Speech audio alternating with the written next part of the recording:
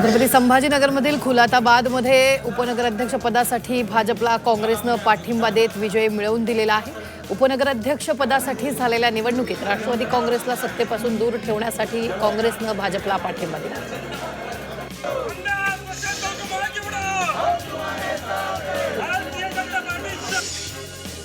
छत्रपती संभाजीनगरात पहिल्यांदा भाजपनं बहुमत मिळवले, त्यामुळे शहरात रॅली काढत विजय साजरा करण्यात आला।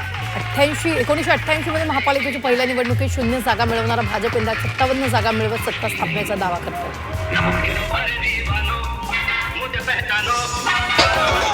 छत्रपती संभाजीनगरात शिवसेनेच्या उमेदवारानं यावेळी विजयी रॅली दरम्यान तलवार फिरवली आहे। प्रभाग क्रमांक 18 ब मध्ये शिवसेनेचे उमेदवार अभिजित जीवनवाल यांच्या विजयानंतर काढलेल्या रॅलीत हातात तलवार घेऊन ती फिरवत असल्याचा व्हिडिओ व्हायरल झाला। छत्रपती संभाजीनगरात एमआयएम पक्षाला मोठा विजय मिळाला। 33 जागा जिंकत एमआयएम दुसऱ्या क्रमांकाचा पक्ष ठरला। याआधी एमआयएमनं महाराष्ट्रात कुठल्याही शहरात इतक्या जागा जिंकल्या नाहीत। या विजयाचा आनंद साजरा करण्यासाठी एमआयएमनं रॅली काढत जोरदार शक्ती प्रदर्शन केलेलं आहे। कोल्हापूरमध्ये महानगरपालिका निवडणुकीत विजय मिळवलेल्या महायुतीच्या उमेदवारांचा सत्कार सोहळा पार पडला। कोल्हापूरचे पालकमंत्री प्रकाश आंबेडकर, मंत्री हसन मुश्रीफ, राज्यसभा खासदार धनंजय महाडिक कार्यक्रमाला उपस्थित होते। नव्यानं अस्तित्वात आलेल्या इचलकरंजी महानगरपालिकेत भाजपनं तब्बल 43 जागेवर विजय मिळवला। सत्ता काबीज केली। शिवसेनेला 3 जागांवर, राष्ट्रवादी काँग्रेसला 1 जागेवर यश मिळालं। सोलापूर महापालिकेत भाजपचा दणदणीत विजय झालाय। काँग्रेस, शिवसेना, ठाकरे पक्ष, राष्ट्रवादी, शरद पवार पक्ष, मनसे, माकप या पक्षांचा सोपडा साफ झाल्याचं पाहायला मिळालं। कोल्हापूर महानगरपालिकेत महायुतीला 45 जागा मिळाल्यात, मात्र अटीतटीच्या लढतीत तब्बल 34 जागा मिळवत काँग्रेस भारी ठरली। काँग्रेस नेते सतीश पाटील यांनी एकाकी झुंज देत 34 जागा जिंकलेल्या। नागपूरमध्ये प्रभाग 13 मधून माजी आमदार प्रकाश गजभिये यांना पराभवाचा धक्का बसला। भाजपचे उमेदवार योगेश पाचपोर यांनी विजय मिळवत नगरसेवक पदाची बाजी मारली। सोलापुरात काँग्रेसचा दारुण पराभव झालाय। निवडणुकीत स्टार प्रचारकांनी सोलापूरकडे पाठ फिरवल्याचं पाहायला मिळालं। कोल्हापूर महानगरपालिका निवडणुकीत अनेक ठिकाणी घराणेशाहीचा विजय झाला। यामध्ये आजही माजी आमदारांसह माजी महापौरांच्या कुटुंबियांचा समावेश आहे। नाशिक महापालिका निवडणुकीत 208 उमेदवारांनी अपक्ष म्हणून निवडणूक लढवली, मात्र या सर्वांमध्ये केवळ प्रभाग 29 मधील मुकेश शहाणे हे एकमेव अपक्ष उमेदवार विजयी ठरलेत। इतर 207 अपक्ष उमेदवारांना मात्र मतदारांनी नाकारलंय। यवतमाळ नगर परिषदेत सभापती निवडीत महिलांच्या हाती धुरा देण्यात आली। भाजपच्या प्रियदर्शनी उईके या नगराध्यक्ष असून शिवसेना प्रहार आणि अपक्षांनी पाठिंबा दिला। रायगडमधील खोपोली नगरपालिकेच्या उपनगराध्यक्षपदी भाजपचे विक्रम साबळे यांची निवड झाली आहे। पहिल्यांदाच नगरसेवक म्हणून निवडून आलेले विक्रम साबळे यांना ही संधी दिलेली आहे। महानगरपालिका निवडणुकीत पुणे शहर अध्यक्ष आणि माजी पदाधिकाऱ्यांना पराभवाचा सामना करावा लागला। राष्ट्रवादी काँग्रेस, अजित पवार पक्ष, मनसे, शिवसेना, ठाकरे पक्ष तसंच शिवसेनेचे शहर अध्यक्ष पराभूत झाले।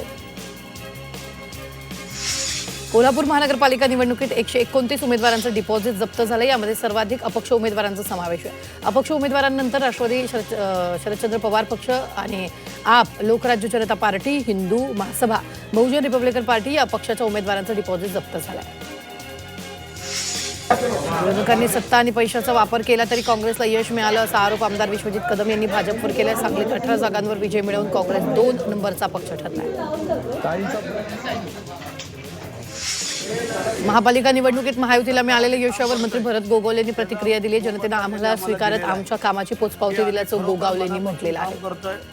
आमचे मुख्यमंत्री देवेंद्र फडणवीस राज्यात भाजपला मिळालेला सत्तेचा कौल हा जनतेचा नाही अशी टीका काँग्रेस आमदार विश्वजित कदमांनी केली आहे। महापालिकेत जनतेनं भाजपला स्पष्ट बहुमत दिले नाही, याउलट काँग्रेसला चांगलं मतधिक्य दिलं असं ते म्हणालेले आहे।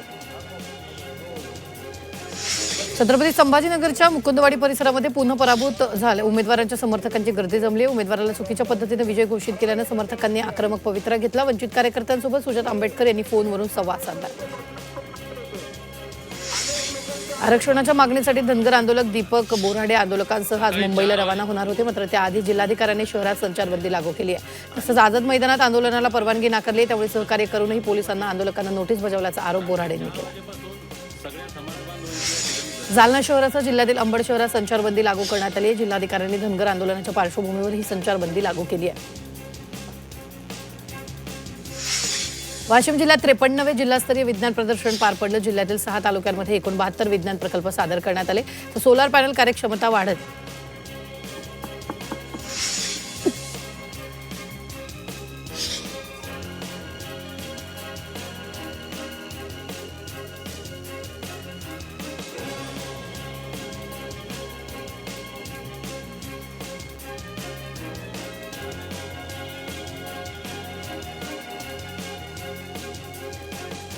वाशिम जिल्ह्यातील जौळका अमनवाडी रस्ता खराब झाला असून ठिकठिकाणी खड्डे पडलेत. रस्त्याची अत्यंत दयनीय अवस्था असल्यानं वाहन चालकांना जीव धोक्यात घालून प्रवास करावा लागतो. याकडे प्रशासनानं दुर्लक्ष केल्याचा आरोप ग्रामस्थांनी केला.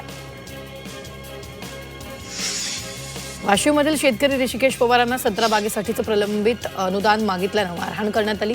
या प्रकरणी मंगळुरू तालुका कृषी अधिकारी सचिन कांबळे यांच्यावर निलंबनाची कारवाई करण्यात आली. विठ्ठल रुक्मिणी मंदिर सर्वोच्च न्यायालयाच्या निकालानंतर आजचा दिवस परिवर्तन म्हणून साजरा करण्यात येतो. या निमित्तानं संत नामदेव पायरीजवळ आरती करून वारकऱ्यांना लाडू वाटप करण्यात आले. वाशिममध्ये 3 दिवसीय सरस प्रदर्शन आणि वऱ्हाडी जत्रेचं आयोजन करण्यात आलं. प्रदर्शनात महिला बचत गटाचे 60 स्टॉल्स उभारण्यात आले. यामधून बचत गटाच्या महिलांच्या उद्योजकांना चालना देण्याचा प्रयत्न आहे.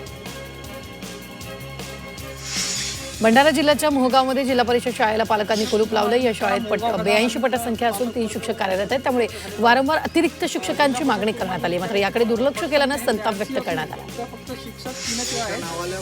निफाड तालुक्यातील नांदूर मधमेश्वर पक्षी अभयारण्यात निसर्ग वाचनालयाची सुरुवात करण्यात आली आहे.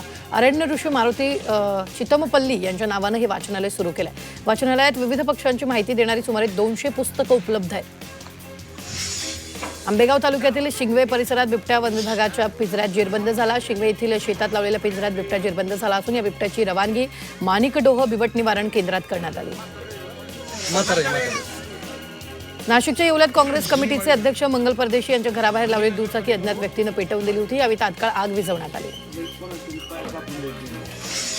वाशिममध्ये इलेक्ट्रॉनिक्स दुकानात भरदिवसा चोरी झाली. अज्ञात चोरट्यानं काही सेकंदातच तब्बल 2 लाखांची रोकड असलेली बॅग लंपास केली. या संपूर्ण घटना दुकानातील सीसीटीव्ही कॅमेऱ्यात कैद झाली. पोलिसांकडून चोरट्यांचा शोध सुरू आहे.